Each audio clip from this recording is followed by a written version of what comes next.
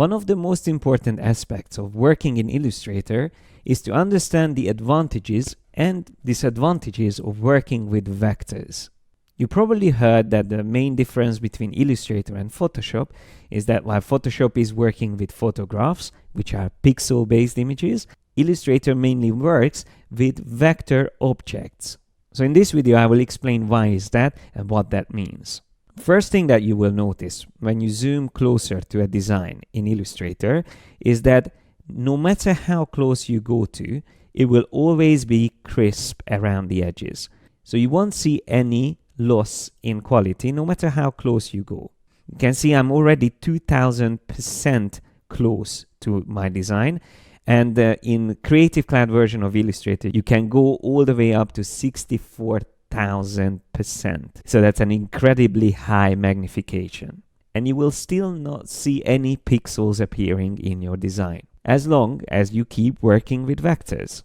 Of course, there is an overlap because Illustrator can also apply pixel or raster effects and even use images, which are pixel-based. But primarily, I would say 95% of what Illustrator does is vector-based.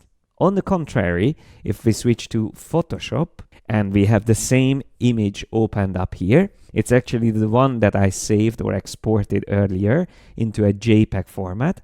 We will see what happens once we start zooming onto this. So you see, we are in Photoshop right now. It looks quite similar to Illustrator, but at the bottom, we have already 100% magnification selected, which is called actual pixel size in Photoshop. Any further magnification than this will start revealing pixelation. So if I zoom in using Command+, you already start to see some kind of loss in quality. But the further I zoom in, the more you will see the problem. And after a while, you actually start to see the pixel grid.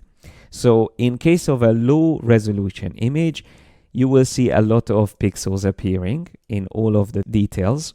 And in case of pixel images, you will always be limited by the amount of pixels you have. The way you can find out about the amount of pixels is by right-clicking and holding down your mouse on the status bar, which will reveal exactly the amount of pixels you have in the document. So it's 458 by 435 in this case, which would be considered as a low resolution image. Now you might ask, why is this so low resolution? Because we designed this in Illustrator. Well, the reason why it's low resolution is because when I exported it, I didn't specify that I need a high resolution version from it. So let me just switch back to Illustrator for a second, and let's export this artboard once again, but with high resolution. If I go up to File, Export, Export As, and choose that I want to save again to artboards, but I'm going to call it high res. And in this case, I will just save the first artboard. I don't need the other ones. So if I click on Export, I can now decide what resolution I want. And you see the default is called screen resolution, and it's 72 ppi, which is pixel per inch. Now that is used mainly for web design, but it's not big enough or high resolution enough for a print. For that, normally we use 300 ppi, which is another standard.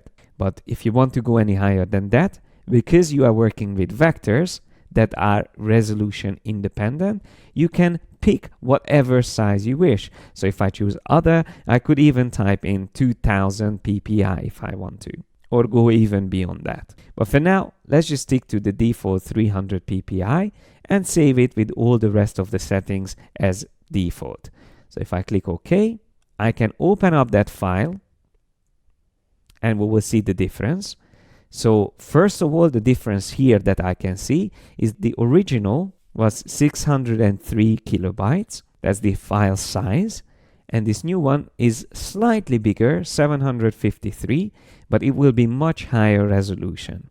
So if I open this one up in Photoshop, you can see that by default, it is actually 33% the magnification. And if I use Command 1 or Control 1, I can zoom to the actual pixel size, the 100%, and that already shows how much more detail we have in this image.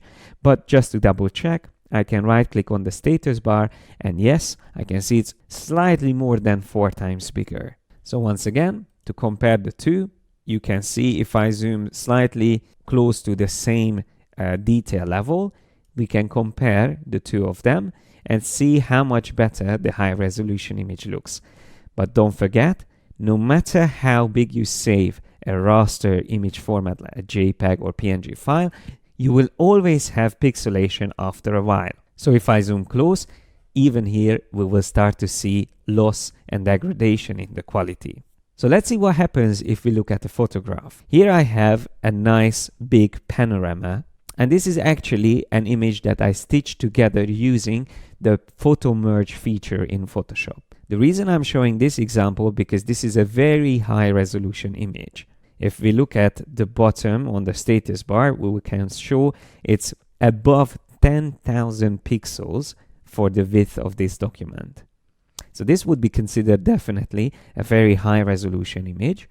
And that means if I keep zooming into a detail like this little hut here on the left, you will see that even zooming in this close, we still haven't reached the actual pixel size. So if I keep zooming even closer, there's still more details. And now I reached beyond 100%. So I'm now above the actual pixel size. So if I would continue zooming any closer than that, after a while, we will start to see the pixels. But when I zoom further backward, I can press Command 1 to quickly jump back to the actual pixel size. Now I can see that this is definitely a very high resolution image. So although Photoshop and raster images are limited to the amount of pixels they have, they can still hold a lot of details depending on the original amount of pixels.